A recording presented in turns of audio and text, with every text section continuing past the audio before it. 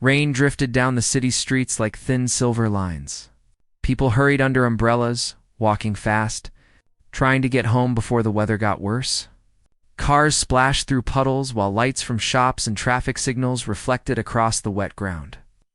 Under the broken awning of an old diner, a homeless black man sat quietly. His name was Elijah Cole.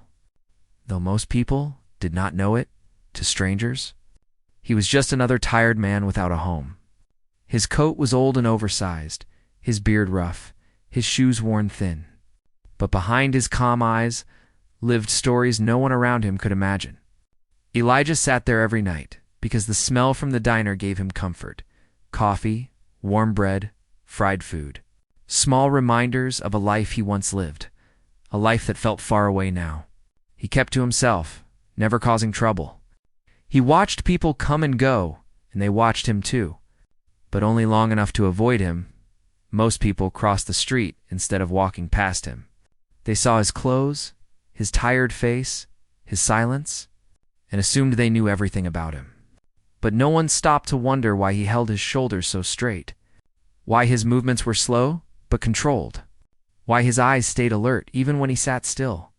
Elijah had lived two lives, one as a soldier, and one as a forgotten man, but the world only saw the second one. They did not see the years he served, the missions, the scars, the things he carried deep inside him. A police car turned the corner. Its tires cutting through water, another car followed behind it. Moving with the same slow confidence, the diner's neon sign flickered in blue and red reflections. Two officers stepped out of the first car, Officer Grant and Officer Mendez. Grant was tall, broad, and loud even before he spoke. His walk showed a man who enjoyed power. Mendez was younger, sharper, always trying to copy Grant's attitude. They looked around like hunters searching for something interesting. Then they saw Elijah, sitting alone under the awning. Grant nudged Mendez with his elbow. "Target," he said quietly, but loud enough for Elijah to hear. Mendez nodded, eager to impress. They walked toward Elijah like the moment belonged to them. "You can't sit here," Mendez said. Trying to sound tough, Elijah looked up slowly. "I'm only trying to stay dry," he said. His voice was steady, polite, calm. Grant laughed. "Dry costs money," he answered. "You got any?" Elijah shook his head. "No?" Sir Grant stepped closer and pointed at the small bag beside Elijah. "What's in the bag?" he asked. "Blankets, socks, a book," Elijah replied. Grant grabbed the bag anyway, dumping its contents on the wet ground. The blanket fell in a puddle, the socks scattered, and the book landed near Grant's boot. Grant picked up the book and smirked before tossing it aside. "Trash," he said. Elijah stayed quiet. He had learned long ago that silence kept things from getting worse. But tonight, silence would not help. Grant had already decided how this night would go. "You got ID?" Grant asked. "No," Elijah answered. Grant grinned at Mendez as if this was some victory. "No ID, refusing to leave, loitering," he said loudly. "This is a problem." Elijah stood slowly when they told him to. His movements were calm, balanced, practiced. He did not shake. Did not panic, did not argue, but the officers did not notice this. They only saw what they wanted to see.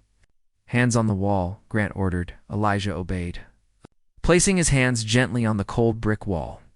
Rain slid down the back of his neck. His breathing stayed steady. Inside him, old instincts woke up, instincts he wished would stay asleep. Grant searched his pockets roughly. Then his hand stopped at something metal. He pulled out a thin chain with a scratch tag attached. He squinted at the writing. The look on his face changed for the first time that night. Elijah Cole, U.S. Army, Special Forces. Grant stared at the tag, confused. Mendez leaned closer. His eyes widening, Elijah did not move. He did not need to. He simply said in his calm, steady voice, "Yes, that's mine." For a moment, both officers were silent. They did not know who they were dealing with anymore. They only knew one thing now. The man they had chosen to bother tonight was not the man they thought he was. And the night was about to change in a way none of them expected. Officer Grant stared at the dog tag in his hand, like it was a mistake. Elijah Cole stood still with his palms on the cold brick wall. Rain sliding down his coat, nothing in his posture changed. But the air around them suddenly felt different. It was as if the entire street held its breath. Waiting to see what would happen next, Mendez stepped closer. Trying to understand the name stamped into the metal, he whispered under his breath. Special Forces? He looked at Elijah's calm face, then back at Grant. This guy's military. Grant tried to shake it off with a laugh. Yeah, right, he said. Every homeless guy claims he's special something, but his voice didn't match his words. He couldn't hide the small crack of doubt in his tone. His eyes kept returning to the tag. Reading and rereading the name, Elijah spoke quietly. It's real. 3 simple words, spoken like a fact, not a defense. His voice had a weight the 2 officers hadn't noticed before. A weight that came from years of discipline, silence, and survival. Grant felt the pressure growing. He hated that feeling. So he did what he always did when he felt unsure. He pushed harder. You think this little tag means anything? Grant snapped. You think it excuses you from loitering? He stepped closer, trying to regain control of the moment. People like you always lie. Elijah finally turned his head slightly. His eyes met Grant's with a calmness that made the officer take a half step back. There is no reason for me to lie, Elijah said. Not anymore, Mendez swallowed. He could see it now. The posture, the control, the steady breathing. This was not the behavior of a lost or confused man. This was training. Deep training. Something you couldn't fake. Something you couldn't learn from stories on the street. Grant didn't want to admit it. He felt his pride slipping. He felt authority sliding away. He needed to do something before the moment got worse for him. So he turned to Mendez, hoping for support. Call it in, Grant ordered. Let's see if he's telling the truth, Mendez hesitated. What do I ask? He said quietly. Grant rolled his eyes. Ask if this guy is in any system. Ask if he has a record. Mendez grabbed his radio. But before he could speak, Elijah said softly, There's nothing on me. Grant smirked. Everyone says that Elijah looked directly at him. I mean it literally. No address, no file, no record, no past you can use against me. Mendez raised the radio anyway. But the moment he spoke, something unexpected happened. A voice crackled through the radio. Sharp, urgent units on Jackson Avenue. Report your situation, Grant answered, trying to sound in control. We got a homeless male refusing to leave private property. We're checking ID. There was a short silence. Then the voice returned, name. Grant glanced at the tag in his hand and read it loud enough for the radio to catch. Elijah Cole. The silence after that was longer, a kind of silence that felt wrong, a kind of silence that made both officers tense up. Then the dispatcher spoke again. Voice tighter now, stand by. Grant frowned. What's the problem? He muttered. He hated not knowing things. He hated feeling small, and right now, Elijah Cole was making him feel smaller with every passing second. Elijah looked straight ahead at the brick wall. His breathing steady, his hands relaxed. He had survived deserts, mountains, jungles, and battlefields where every step could be your last. He had survived missions that were erased from reports. He had survived enemies he never spoke about. This night was nothing to him. But it was becoming everything to those 2 officers. The radio came alive again. Unit 12. Confirm the name Elijah Cole? Grant repeated. Another long pause, then... Do not detain, the voice came firmer. Repeat. Do not detain the subject. Grant blinked. Confused, Mendez's eyebrows shot up. He had never heard that command before. Not in all his time on the force. Why, Grant demanded into the radio, but the dispatcher ignored the question. Instead, the voice grew even more serious. Unit 12. Step back from the subject. He is classified. Grant froze. Classified. It was a word people used in movies. Not real life. Not on a random rainy night with a man who looked like he owned nothing but a soaked blanket and a torn book. Elijah slowly lowered his hands from the wall. He did not turn around. He simply stood there. Letting the silence grow heavier, Grant took one step back. The first step of fear he didn't want to show. Mendez felt his heartbeat speed up. He didn't know who this man was, But he knew now that he and Grant had crossed a line they never should have crossed. Elijah finally spoke, his voice calm, low, almost gentle. "I told you the truth." He turned his head slightly. "I'm not your problem," but the night wasn't done with them yet. Because behind the officers, another car turned onto the street. A black, unmarked vehicle, moving with purpose. Someone important had been notified. Someone coming for Elijah Cole. And the officers had no idea their night was about to get much worse. The black car rolled to a slow stop behind the police cruisers. Its headlights cutting through the rain like sharp white lines. Grant and Mendez both turned, confused. They weren't expecting anyone, and no one told them backup was coming. The car door opened with a soft click. A sound far too calm for a night like this. A tall man stepped out, wearing a dark suit that looked wrong for the weather.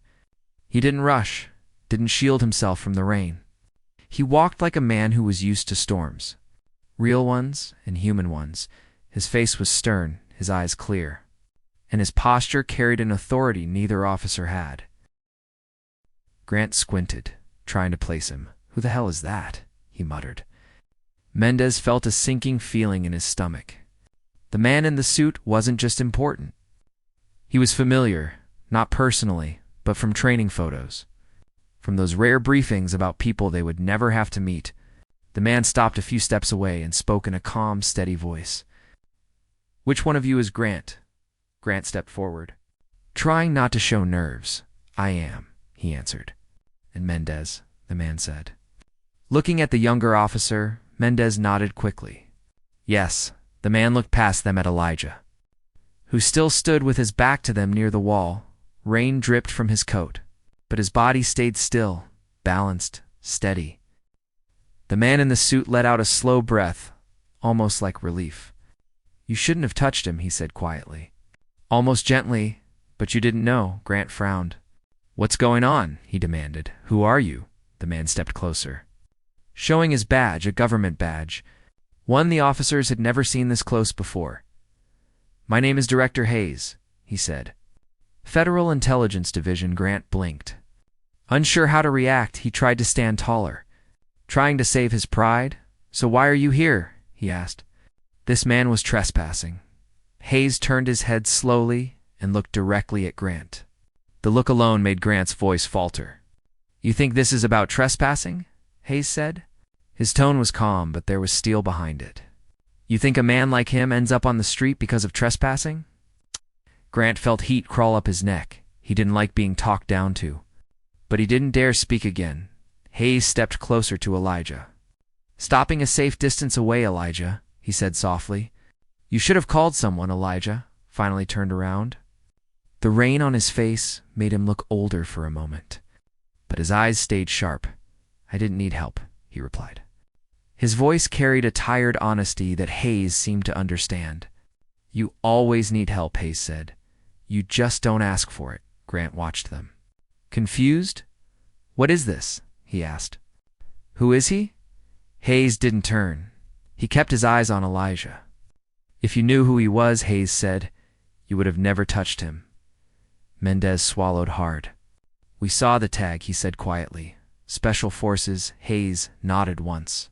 "That's the part you're allowed to see," he said. "The rest of his file is sealed." Grant raised his voice again. Desperate to regain control, "What makes him so special?" he snapped.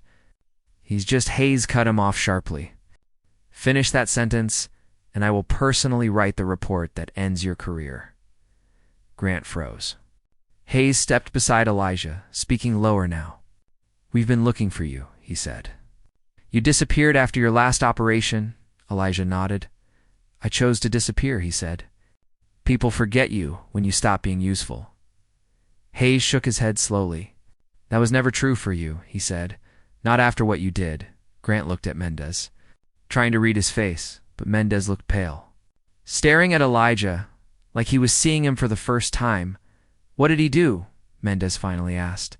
His voice small, Hayes looked at him directly. "He was the best sniper in the Green Berets," he said. "Not just good, not a legend, the best." Grant raised a brow, pretending not to be impressed. "And he said. People retire. Hayes stared at him with disbelief. Elijah didn't retire, he said. He disappeared after an operation that saved 87 lives. No medals, no ceremony. No recognition. It was classified. Rain tapped harder on the pavement. But no one moved. Grant's fake confidence flickered. Mendez stood frozen, and Elijah watched them quietly, neither proud nor ashamed. Hayes stepped closer to the officers, lowering his voice. He took out a cell of foreign operatives before they could attack a transport of civilians. Lone Grant's eyes widened before he could stop himself. Hayes continued. He hit every target from distances most snipers would call impossible. He didn't miss. Mendez looked at Elijah with new fear. Why is he homeless? He whispered. Hayes exhaled softly. Because people break, he said. Even the strongest ones, especially the strongest ones. Elijah lowered his eyes. He didn't want anyone hearing this part. Hayes placed a hand on his shoulder. The first human touch Elijah had felt in months. You shouldn't be out here alone, Hayes said. Not after everything you gave. Grant finally spoke again, his voice quieter. So what happens now? Hayes turned to him. What happens now, he said, is that you leave him alone, but the night had more to give. Because from the shadows across the street, someone else was watching. Someone who had been searching for Elijah far longer than Hayes had.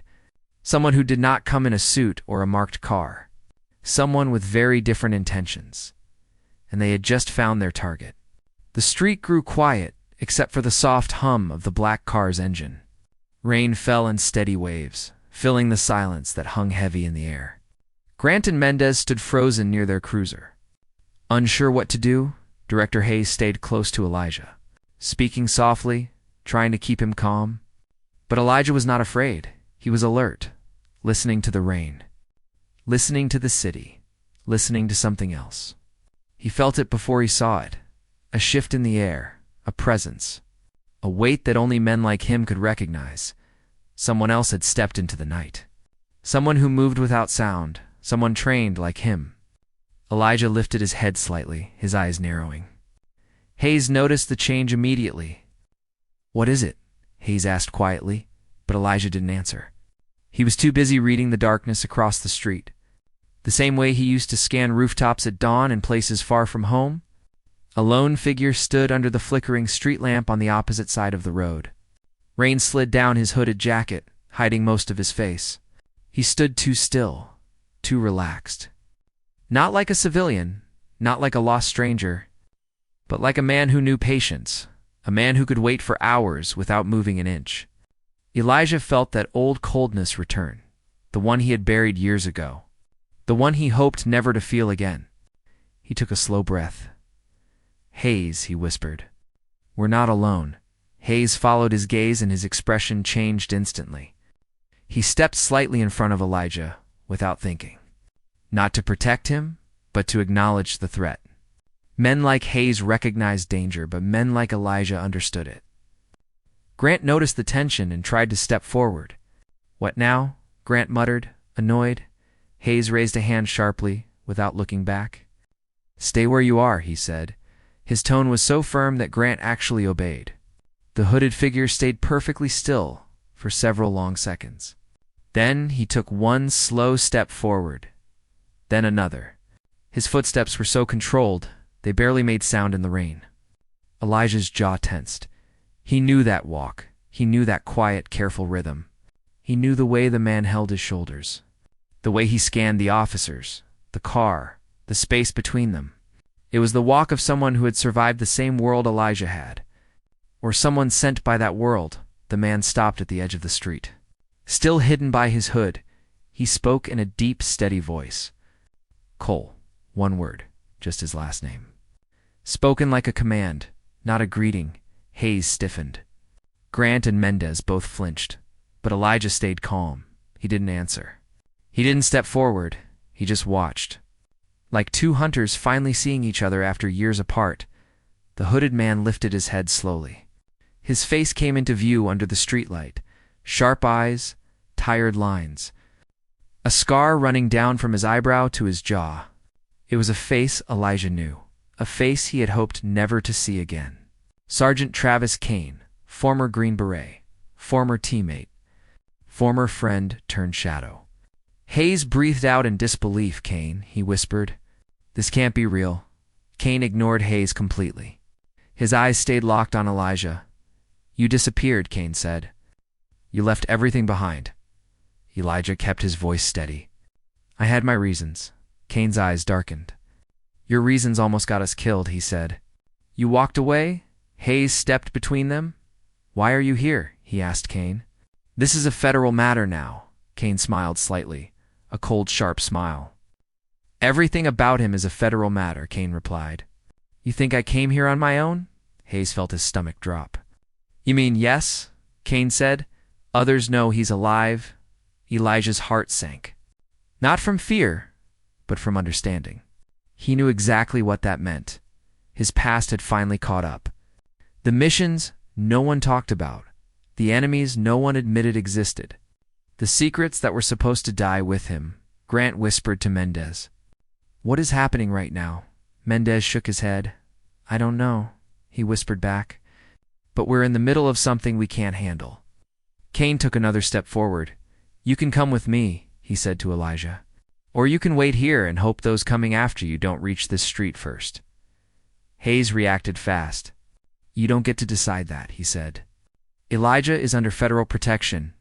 Kane's laugh was low and dangerous. Protection, he repeated. You think your badge can protect him? Elijah finally stepped forward, just one small step. But enough to silence both men. He looked at Kane. And for the first time that night, Elijah's calm voice held a blade of warning. Tell me the truth, he said. Who else is coming? Kane's eyes hardened. People who want the man you used to be, he said. And they will destroy everything around you to get him. The rain kept falling. The street grew darker, and Elijah realized the quiet night had turned into something much larger. Something he could no longer walk away from because the shadows that forgot him were not the ones he needed to fear. The shadows that remembered him were the real danger. Rain kept falling in slow, heavy sheets as the three men faced each other in the middle of the street. Hayes stood stiff, trying to stay in control of a situation that was already slipping out of his hands. Grant and Mendez stayed close to their cruiser. Too scared to step forward, and Elijah Cole, calm but tense, watched the man who once fought beside him but now carried danger like a shadow. Sergeant Travis Kane didn't blink as he spoke. I'm not your enemy, he said. But the people coming won't be polite like I am. Hayes stepped between them again. You don't have clearance to be here, he said, Kane. You were removed from operations years ago. Kane smirked. Removed? He repeated. Is that what they told you? The rain hit the ground harder. Almost drowning out his words, Elijah kept studying Kane's face. Every twitch, every breath, every small movement. He wasn't looking for lies. He was looking for truth hidden behind pain. Kane, Elijah said quietly. What happened? His voice was soft, but carried weight. A voice Kane couldn't ignore. Kane looked at him for a long moment before answering. It started after you disappeared, he said. They shut down the whole program. They said the mission's ended. The threats were gone, but they lied. Hayes frowned. What program? He asked. Kane ignored him and kept speaking to Elijah. You were the only one they couldn't replace. You were the reason our enemies stayed hidden when you left. They came back. Elijah felt something cold form in his chest. He had tried so hard to disappear. So hard to remove himself from a world built on violence and secrets. But the world never let go. It only waited. Grant finally found his voice. Though it shook, what enemies? He asked. What are you two talking about? Kane turned his head slightly. A group your department has never heard of, he said. And trust me, you don't want to, Mendez swallowed hard. His hands trembled on his belt. He felt like a child standing in a room full of adults who knew a terrible truth. A truth he wasn't ready to hear. Hayes stepped closer to Kane. If what you're saying is true. They would have contacted my office, he said. Kane laughed, a tired, bitter laugh. They don't call offices, he said. They send messages. He reached into his coat and pulled out a small metal device. A signal transmitter, dented, scratched, and blinking with a faint red light. He held it up for Elijah to see. "This started blinking last week," Cain said. "That means they found a lead on you." Elijah stared at the blinking light. Not with fear, but with resignation. He had seen that device before, years ago. In a conflict zone where silence meant death. When the light blinked, it meant the hunt had begun. Hayes leaned closer to inspect it. "What does that mean?" he asked. Cain answered slowly. "It means they're already near." Grant cursed under his breath. Mendez whispered, "This is bad." Cain took one step closer to Elijah. "You need to come with me," he said steadily. "I have a safe house. You'll be hidden until we know what they want." Elijah shook his head slowly. "I'm done running," he said. Cain clenched his jaw. "You think this is about pride?" he said. "You think you survived all those missions because you were lucky?" Elijah didn't respond. He let Cain continue. "You survived because they wanted you alive," Cain said. "They always wanted you alive." Hayes looked at them. Confused and frustrated. "What are you talking about?" he asked. "Who are these people?" Cain turned to him. "They're the ones who trained the enemies we used to fight," he said. "They're ghosts. They don't belong to any country. They don't follow laws. They don't leave survivors." Hayes felt a chill run down his spine. His job had exposed him to dangerous people before, but the way Cain spoke made this threat feel different. Darker, older, more patient, Cain turned back to Elijah. "You know what they want?" he said. "And you know why they won't stop?" Elijah lowered his eyes. "Yes," he whispered. "But I won't give them what they're looking for." Cain shook his head. "You won't have a choice," he said. "They'll come with force, they'll come fast, and they'll take out anyone near you." Elijah looked at Hayes. Then, at the two officers shaking in fear, "This isn't their fight," Elijah said. "Then leave," Cain replied sharply, "before it becomes one." A sudden crack of sound echoed through the street. Not thunder, not a car, a sharp, controlled noise. The kind Elijah recognized instantly, a suppressed rifle shot. Hayes ducked. Grant and Mendez screamed and hit the ground. Cain's hand moved to his waist. Reaching for a weapon, Elijah didn't move. He just lifted his eyes to the rooftop across the street. A small flash of light glowed for a split second before disappearing. Elijah whispered one word, "They're here," and for the first time that night, even Elijah Cole felt the weight of danger closing in. The street froze after the single suppressed shot echoed through the rain. For a moment, everything went silent, except for the steady drip of water from rooftops. Hayes crouched behind the black car, breathing hard. Grant and Mendez pressed themselves against the pavement. Trembling and confused, Cain moved like a trained soldier, dropping into a defensive position with his eyes scanning the shadows. But Elijah Cole did not move. He stood straight, his eyes fixed on the rooftop where the flash had appeared. His breathing stayed steady, almost calm. He had heard that kind of shot many times before. A warning shot, not meant to kill. A message that said, "We see you," Cain shouted across the street. "Everyone stay low. Don't stand up." But Elijah remained standing. He didn't flinch. He didn't duck. He simply stared into the dark, like he was greeting an old enemy. Hayes peeked around his car door. "Elijah, get down," he yelled. "They're firing at us." Elijah shook his head once. "If they wanted you dead," he said quietly, "you wouldn't be speaking right now." Grant crawled closer to Elijah, pulling at his coat desperately. "Are you insane?" Grant cried. "Get down." Elijah looked at him with steady eyes. "No," he said. "They're not here for you." Another soft click echoed through the night. The kind of sound only trained soldiers would hear. Cain's eyes widened. "They're adjusting position," he whispered. More than one shooter, dark figures began to appear on the surrounding rooftops. Not clearly, not fully, just small movements. A reflection of glass, a shift of weight, a shadow crossing another shadow.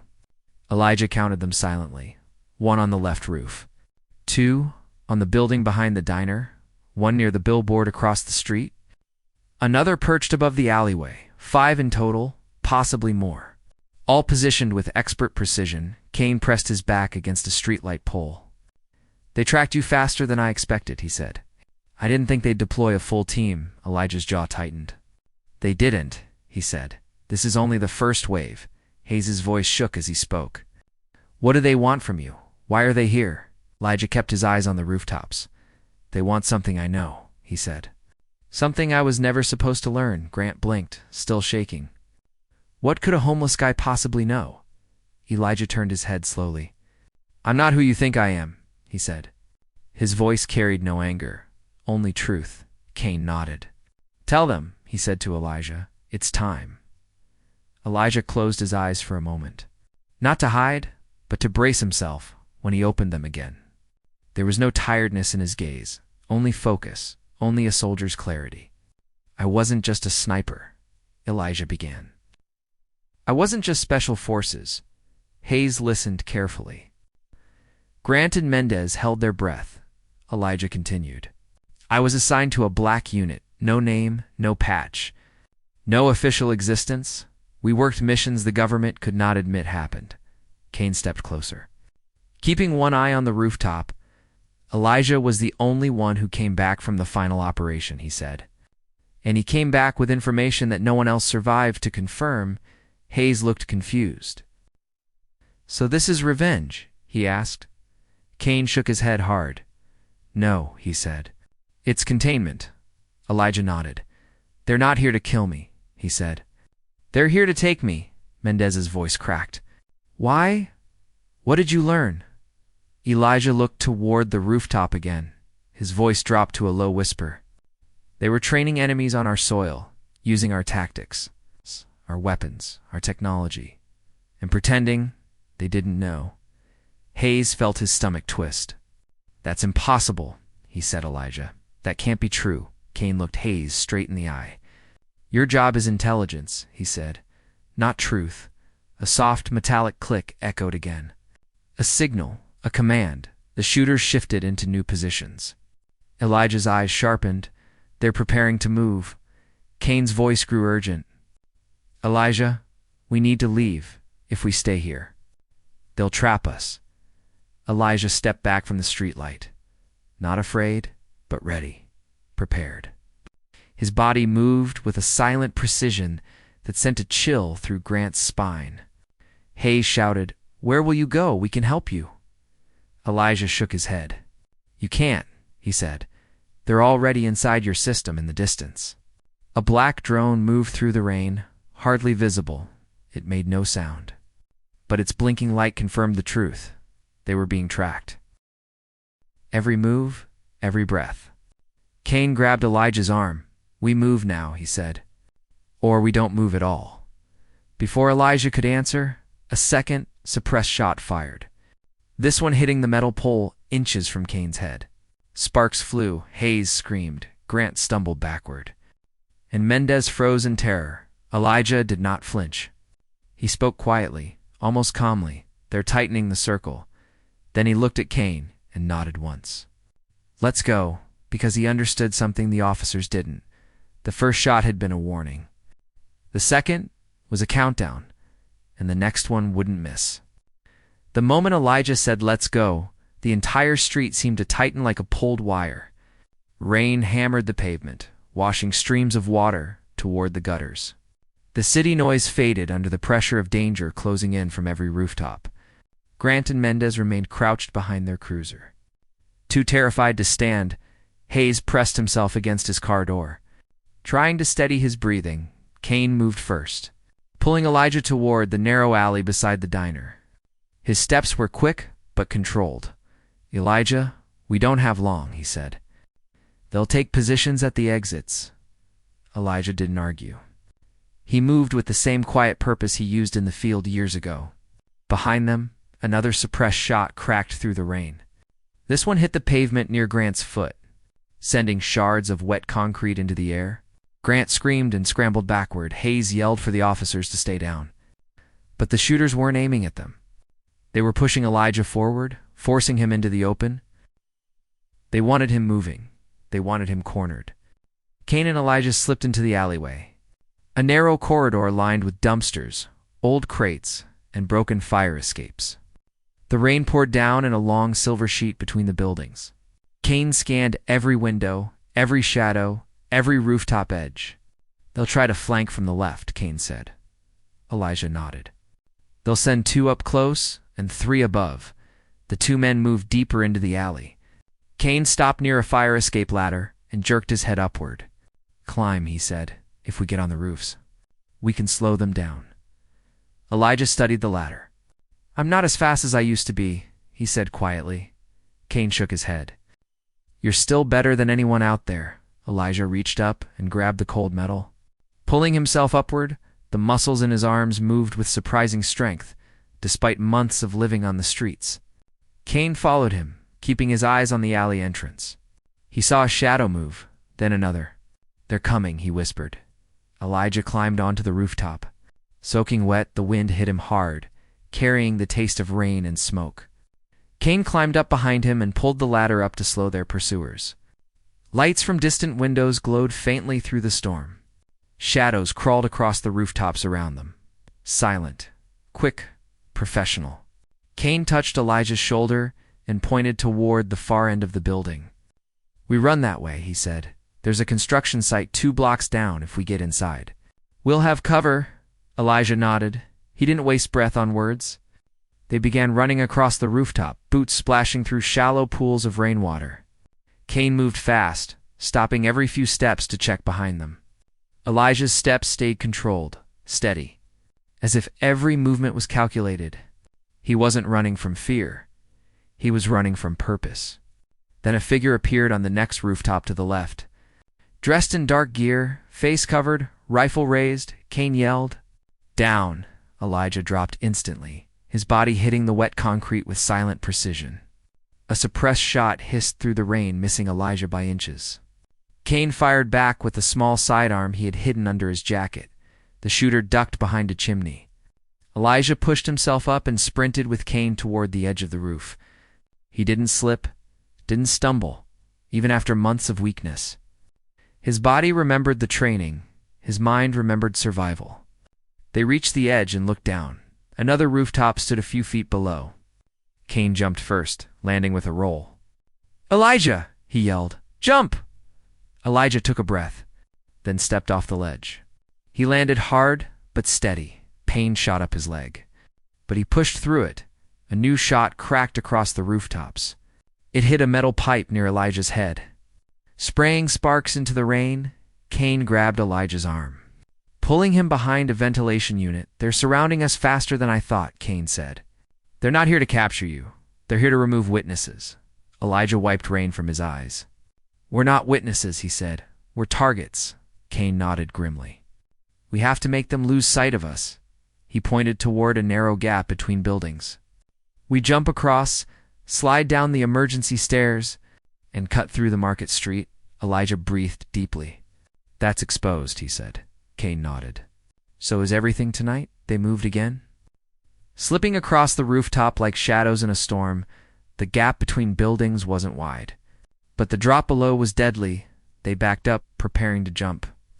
Then a sudden voice echoed through the wind, a voice amplified by a small device. A voice Elijah recognized instantly. Elijah Cole, the voice called. You don't have to run. You know what we want? You know why we're here? Cain turned pale. They brought him, he whispered. They brought the handler. Elijah felt something heavy settle in his chest. A weight he had tried to forget for years, because the voice calling his name belonged to the one man he hoped never to see again.